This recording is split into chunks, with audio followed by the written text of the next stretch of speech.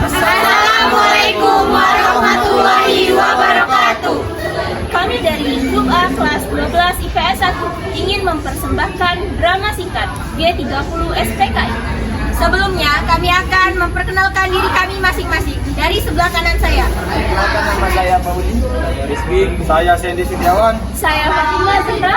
Saya Adita Yonggraini. Saya Epi Ramayani. Saya Yuni Wulandari. Saya Dika Wahyu Pranama. Saya Tri Bahtiar. Saya Rena Pitiati. Saya Ida Ayu Suci. Saya Setiaga.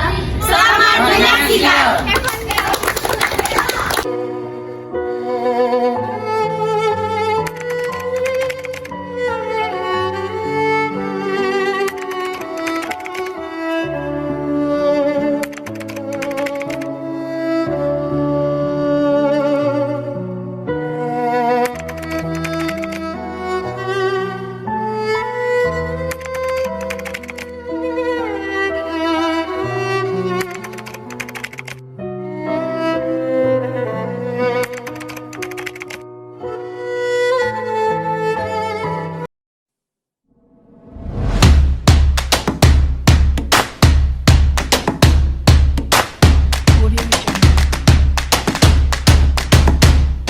Hai kawan Sam, sekarang kita telah memasuki tahap yang menentukan. Kontak semua perwira yang berkepikiran maju dan mendukung kita. Segera menyusun kekuatan, kumpulkan semua pasukan biro khusus, baik di pusat maupun di daerah. Saya optimis. Saya yakin sekali bahwa segala sesuatu yang direncanakan di muka bumi ini sangat mendukung kita. Pemuda-pemuda sedang berlatih keras di dekat lubang buaya. Tapi saya ragu, apakah benar Bung Karno sudah semakin dekat seperti yang dikatakan oleh tim dokter? Cepat atau lambat, ajal itu pasti akan datang. Atau jenderal-jenderal itu menghimpun kekuatan. Saya tidak mau kalah cepat, segera hubungi kawan. Baik.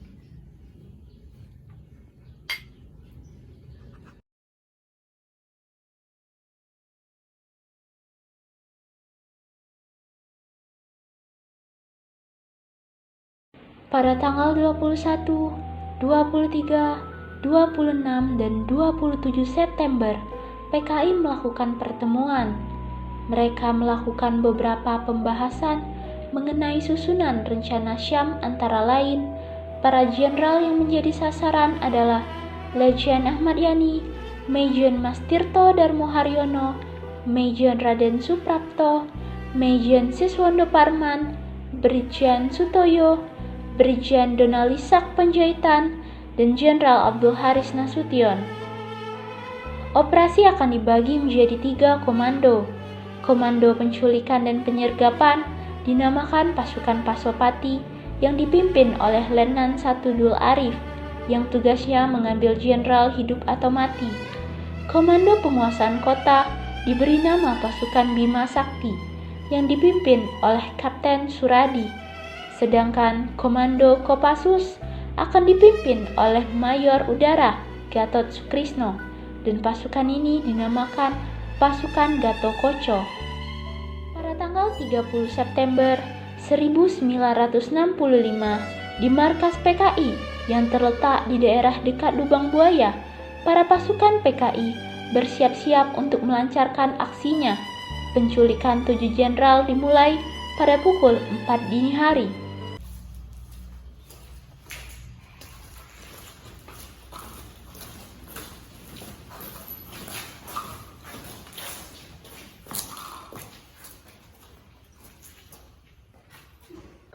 Jenderal Nasution, Letjen Ahmad Yani dan lainnya sudah mengkhianati negara kita. Mari kita bunuh.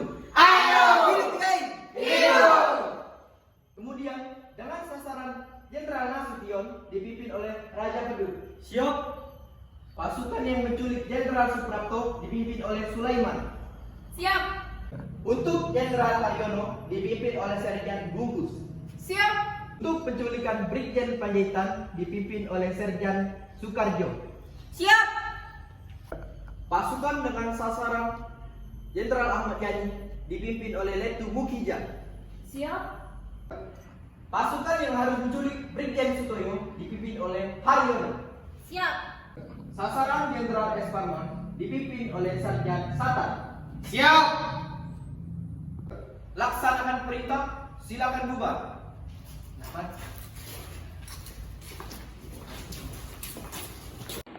Pada tanggal 1 Oktober 1965 dini hari, pasukan penculikan 7 jenderal dilakukan secara serentak dengan membagi 7 pasukan yang dikerahkan ke kediaman ketujuh para jenderal. Mereka harus membawa para jenderal ke markas PKI di Lubang Buaya dalam keadaan hidup atau mati. Bu, ada bapaknya. Oh, ada. Pak, ada Cakrawirawa. Apa? Cakra? Jenderal dipanggil untuk menghadap presiden. Tolong cepat jenderal, buka pintunya. Cepat jenderal, buka. Cepat kamu lari. Maria, pegang adek. Ibu, adek kena.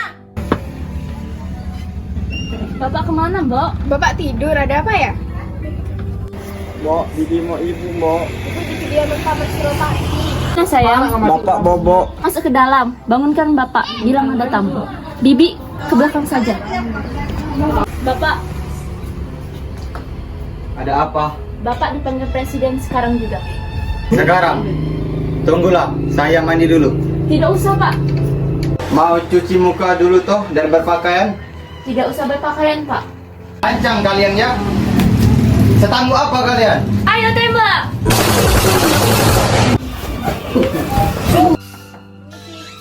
Ada apa? Bapak diminta untuk menghadap presiden sekarang juga. Malam-malam begini, mendadak begini. Maaf, benar tidak ada penjelasan. Waktu terbatas. Apa arti ini semua? Kami hanya menjalankan tugas. Perintah siapa? Pesan kami. Siapa dia? Jangan-jangan jenderal tidak usah banyak bicara.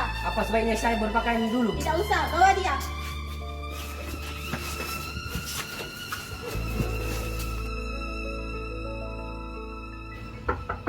Permisi jenderal, Kenapa? keadaan negara sekarang sangat genting. Presiden meminta jenderal segera menghadap sekarang juga. Baik. Loh, kenapa masuk? Mana surat perintah? Kok aneh, Pak? NRP mereka cuma 4 angka. Memang begitu NRP Cakra. Bu, tolong telepon Pak Yani. Loh, Lah, kok habis saya dibanting? Jangan saya ini difitnah. Pak Presiden meminta Bapak menghadap sekarang juga. Dipanggil presiden? Begitu perintah yang kami terima, Pak. Malam-malam begini, jam berapa ini? Hampir pagi, Pak. Hampir pagi. Tidak salah dengar kamu. Kami kira tidak, Pak. Situasi gawat jenderal. Pak Presiden menunggu di istana. Baiklah, tunggu saya berpakaian sebentar. Tidak usah jenderal bawa dia.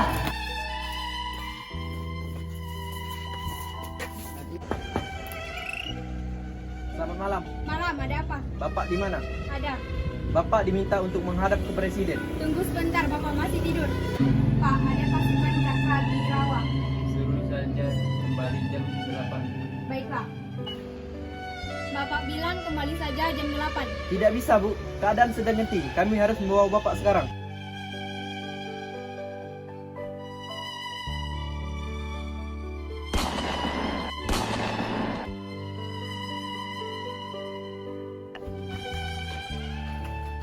Mana jenderal? Ampun, Pak.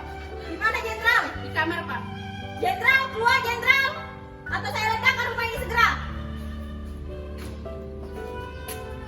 Angkat tangan jenderal. Bawa dia. Ayo cepat jenderal. Kita tidak punya banyak waktu. Ketujuh jenderal tersebut dibawa ke Lubang Buaya, 4 orang dalam keadaan hidup dan 3 orang dalam keadaan mati.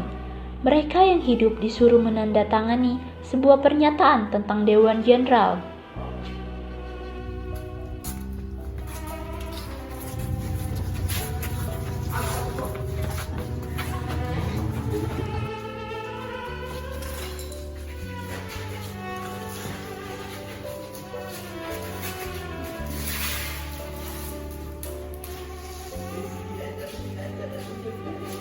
Bapak Komandan, misi selesai.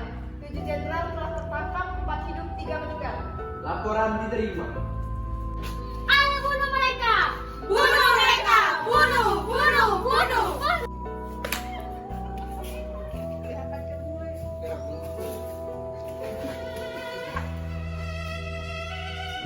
Ini ada surat tentang pernyataan Dewan Jenderal.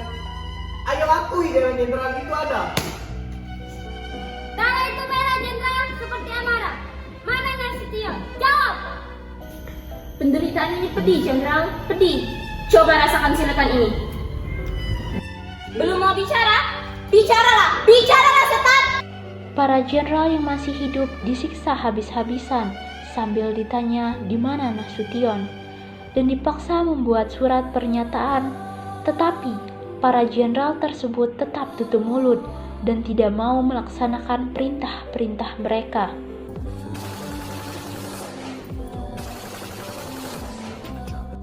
Setelah disiksa hingga mati, para jenderal pun diseret dan dimasukkan ke dalam satu lubang dengan kedalaman 12 meter dan panjang diameter 75 cm.